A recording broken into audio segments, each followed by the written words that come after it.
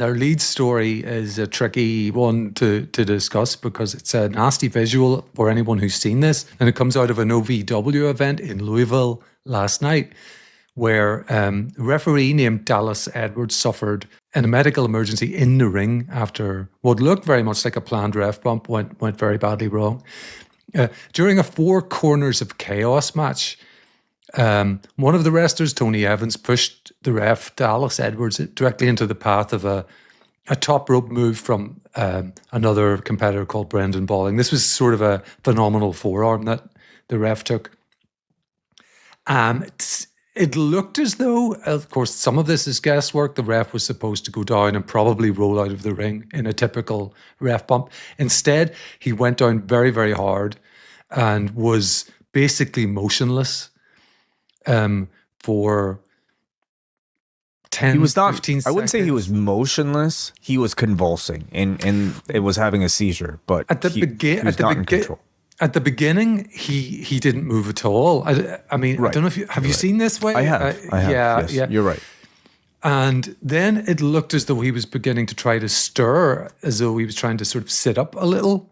And then came these. This is all very quickly, by the way, one thing after another.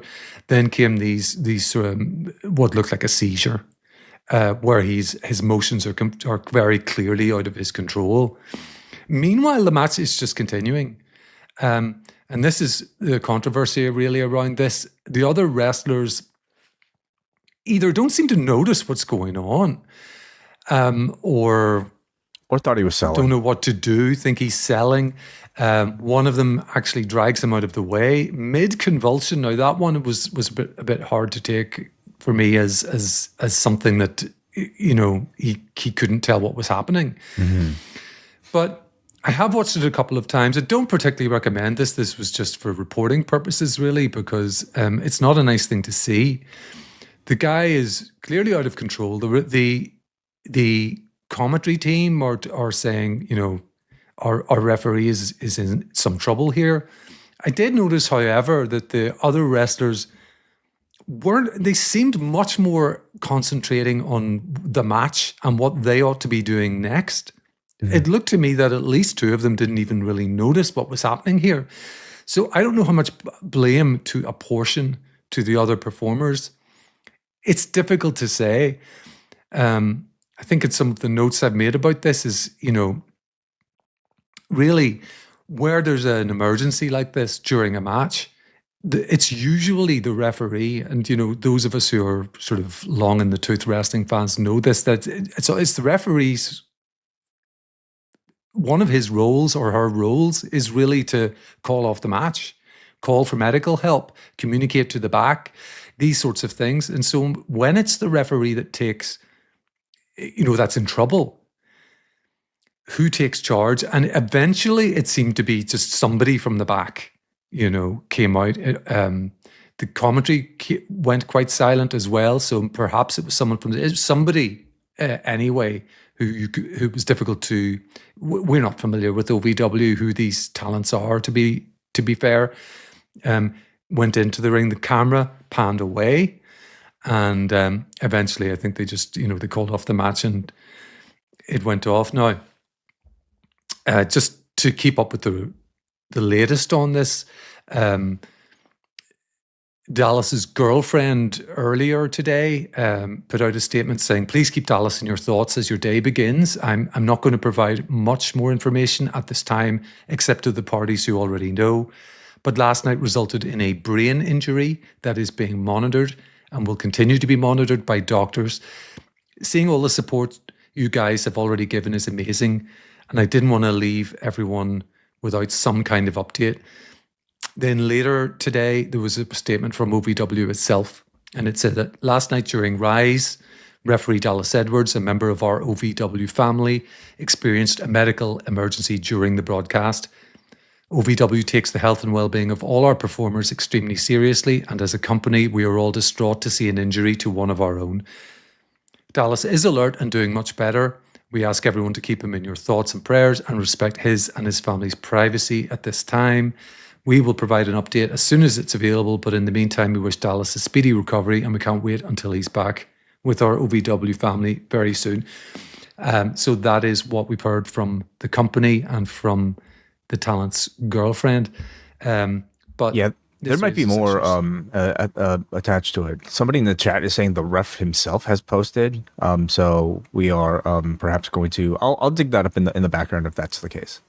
Sure, and I did see another wrestler had posted a photograph of him doing a thumbs up. Well, Dallas himself actually posted it. I have that post here. Just reading it off of Twitter at Ref Dally here. So this was posted at about 10 o'clock Eastern time. Yep, Dallas showing the thumbs up here, and his post reads, "Hey guys, I know everyone seems to know about the scary incident last night at OVW. I have been evaluated by a hospital, and I have a concussion as well as a subdural hematoma, brain bleed. With that being said, I've made the decision to take some needed time away to get my life and health back in good spirits. I appreciate all of the support everyone has been offering, but as far as money goes, I'm grateful to be in a position that I can manage an accident like this. In lieu of donations, I instead implore all of my fellow workers to get some sort of training in assisting another's life. Being in the position before, it's very important to be educated in all scenarios relating to injury, illness, or condition in the ring, especially when we're performing. I'm not mad at anyone or anything other than the situation as a whole, and that I've been sitting for about 24 hours straight in a hospital. LOL. As far as updates go, I am getting a CT scan in the morning, and if that goes well, I'll be home. Thank you to everyone who has reached out or stopped by. It means more than any of you know. Love, Dally." All right. Interesting and a good update there, right? Thanks for reading that out, because clearly he's saying he's not blaming anyone, but he's also saying that people ought to be aware, perhaps a little more aware of what to do in a situation like this. Yeah. First of all, I think an incredibly emotionally mature response to something that he certainly has every right to be upset about.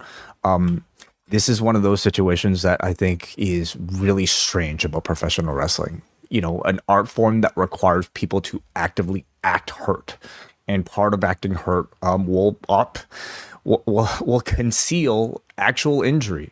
So the clip looks terrible. It makes the people involved in the matches and makes the company as a whole look incredibly awful. At the same time, I personally feel like there's a lot more nuance to the situation than I think simply, the gut reaction we all may have in watching somebody just be left in the ring alone like this for what feels like an eternity, much less being kicked away when they're in that situation. I have to imagine the people, the gentleman himself, the wrestler who was involved in that spot, the two that were involved in the actual wrestling, probably feel terrible about their actions or lack thereof in those moments. And in professional wrestling, while you are keeping the act of putting a match together in place, I personally give a lot of sort of like leeway to if somebody is not able to immediately recognize that the person next to them is suffering a seizure.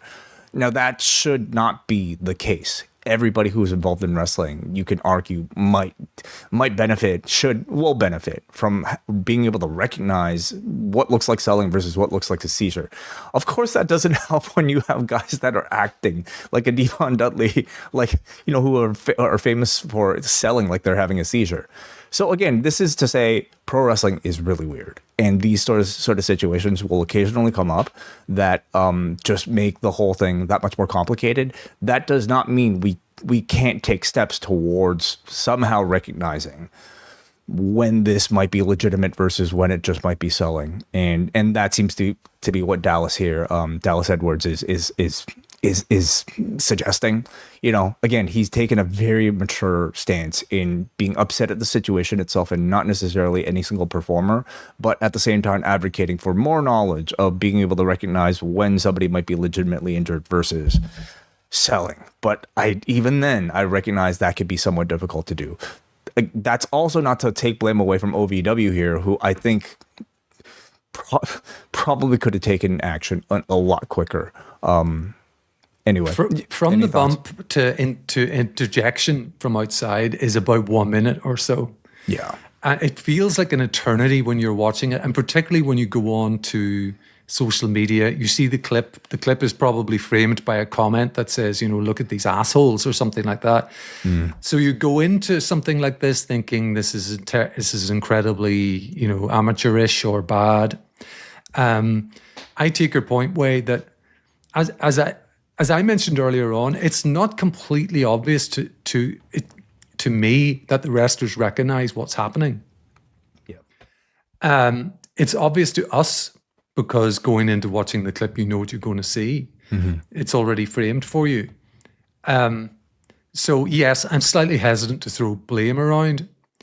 This is very clearly a freak occurrence where the person that, as I mentioned, normally sort of calls the audible for a match is the one that's down, and a subdural hematoma. This so clearly, not only was the guy knocked out, he has a concussion, he had a seizure, and he has a bleed under the skull, which is, all of this is really bad. So what if this exact situation happened, a really bad ref bump on tomorrow's Sunday's Revolution main event, or the main event of WrestleMania? You'd like to think that action would be taken quicker. Would the match be called off? I don't know the answer to that. Well, one of the continued, I think, like talking points of an incident like this is that there are different levels of, like, I would hope, medical preparedness, when you're talking about like a smaller promotion versus, like, a national promotion like a WWE or an AEW. But I will say, like, I think the behavior of a wrestler trickles down from what they see on national TV at the highest level. And I think what we're currently seeing, at least like from WWE, being now more free than ever to stop matches, to stop the show if they recognize somebody is legitimately hurt. That needs to continue, and that needs to even be, I would say, like, amplified in many, many ways. Like, if somebody is actually hurt, well, fuck your storylines, fuck your TV show. Yeah. Stop it. Go to commercial break. Cut the show off. Like, there are things that are more important, and that will eventually result in, maybe like calls that are made in wrong. Like, stopping something when maybe it didn't need to be stopped, and the person's not actually hurt. I think it's more than worthwhile. At this point, we're talking about a wrestling audience that understands what the sort of potential result of, like, a really bad injury is. And I think for these wrestling companies, like, the bad PR that could come as a result of, like, something terrible happening on TV is worse than just prematurely stopping a match. But all of this is behavior that'll trickle down to, the lower levels. And that's where I feel like we could say your companies like a WWE or an AEW do hold some sort of responsibility to show what should be acceptable these days in wrestling. Absolutely. Well, we wish him very well. We wish him a full and speedy recovery, and it's no doubt, it's no wonder that he wants to take some time away. The Post Wrestling Cafe is your one-stop shop for all of the coverage that Post Wrestling has to offer. 2 big rewind-aways this month with WWF Insurrection from May of 2002. This UK-only pay-per-view featured the Raw brand going overseas and ending with the infamous plane ride from hell. Then we're going to take a look at AWA's Super Sunday from April of 1983. A new edition of Talk Can Be Yours, plus MCU Later, Book Club, and coverage of UFC 326, TNA Sacrifice, and of course, XL editions of Rewind to Raw, Dynamite, and SmackDown with all the news of the day. Join now at postwrestlingcafe.com.